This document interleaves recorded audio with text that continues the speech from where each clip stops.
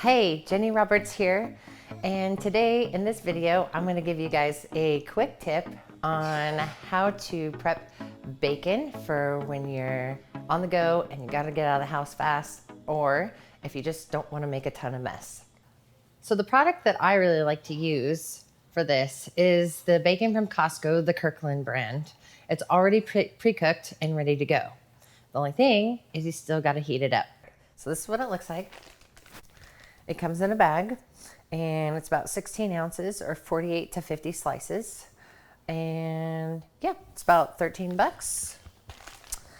And yeah, so we're gonna go ahead and get started, and I'm gonna show you how to heat the bacon up, make it nice and crispy using a countertop toaster oven.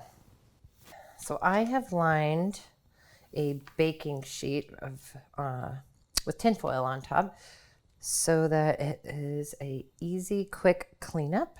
And we use this rack. You can use a rack like this, or maybe a rack that just has like those little bars that go across. Either one works fine. I like this one because then I don't have bacon falling through the slats. So there's the bacon. We're gonna go over here. I have the toaster oven set to 350 degrees. Now the bag says if you're going to put it in a conventional oven to set it to 400, but these little guys run much hotter than the regular oven. So I'm gonna set it a little bit lower, and this is gonna be real quick. It's just gonna take about 4 to 5 minutes to cook, and then you'll get to see the final product. So while the bacon is cooking, I want to talk to you guys a little bit about the nutrition label.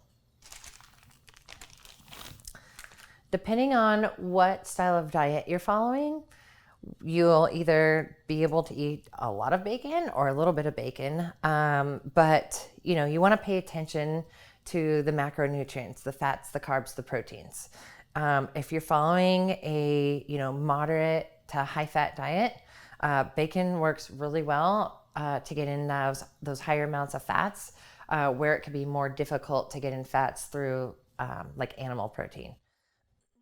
So on the back of this packaging, the nutrition label has 7 grams of fat, 0 carbs, and 7 grams of protein.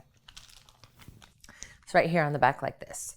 One of the things that I want to point out is that it's really important to pay attention to the itemized ingredients. Now, most people will look at the regular nutrition label and they'll say, oh, 0 grams of carbohydrates. So if you're following a low to no carbohydrate style diet, you take a look at this and you say, sweet, I can eat as much of this as I want, and it's not going to affect my results. But I want to draw you to look down here at the list of ingredients. So it says here, let's just name the first 4. It says water, salt, sugar, and sodium phosphate. Now, let's go back. How could it be that there's sugar listed in the ingredient, but there's 0 grams of carbohydrate, 0 sugar, and 0 added sugars listed on the label? So as of 2021, the FDA added into effect that any added sugars have to be now listed on the nutrition label, which previously they didn't. Added sugars are any sugars that have been added in the processing of the product. So this bacon, previous to it being cooked and put in the bag, it probably didn't have any sugar in it other than what was naturally, in the animal. And then when they processed it, when they cured it, they added ingredients to it. So now any added sugars have to be added in that line item.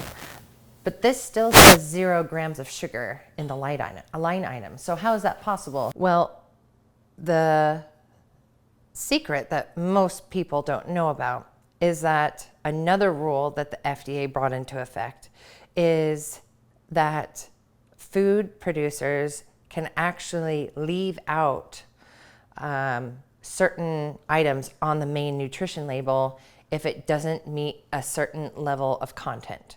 So the rule is that anything under 1 gram of carbohydrate, as long as they put less than 1 gram of sugar or less than 1 gram of carbohydrate, it can state 0. Or if there's less than half of gram of sugar or half of gram of a carbohydrate, they can put 0.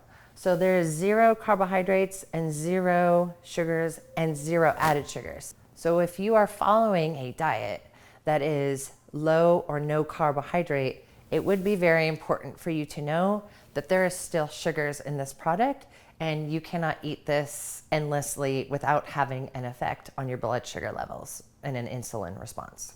I'm going to go ahead and take the bacon out. As you can see here, I have some nice aromatic sizzling bacon. Depending on how you like your bacon, you can leave it in longer for getting it crispier, or I just did 4 minutes, and that's gonna freshen it up and make it taste like you just took it off the stove and cooked it fresh. So we're just gonna pull some herbs off of our lettuce grow stand here. Hi, Rogie. Hi, baby.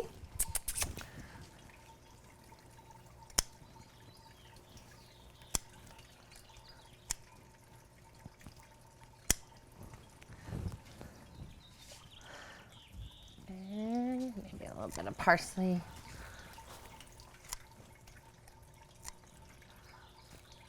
This little garden is really great. Basically takes care of itself.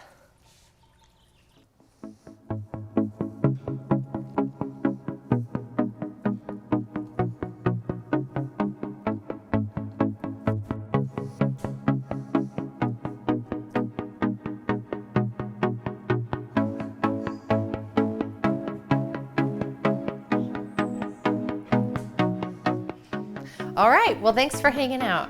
Don't forget to like and subscribe.